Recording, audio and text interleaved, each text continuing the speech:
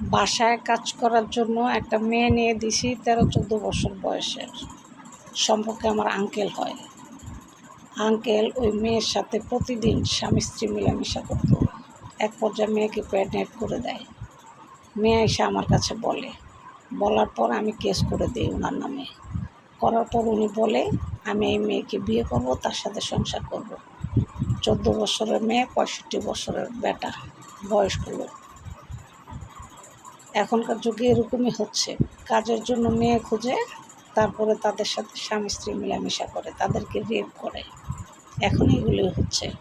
এইসব পুরুষ মানুষকে আমি মনে করি কঠোর থেকে কঠোর শাস্তি দেওয়া উচিত, কারণ এরা আসলে মানুষ নামে কলঙ্ক। কারণ ছোট ছোট বাচ্চাদেরকেও তারা ছাড়ে না। তাই এসব মানুষকে ফাঁসিতে ঝুলানো উচিত। কাজের মানুষ খুঁজে, অথচ তার জৈবিক চাহিদা পূরণ করে। আসলে মূলত কাজের মানুষ লাগবে না, তার লাগবে হচ্ছে জৈবিক চাহিদা পূরণ করার জন্য মানুষ।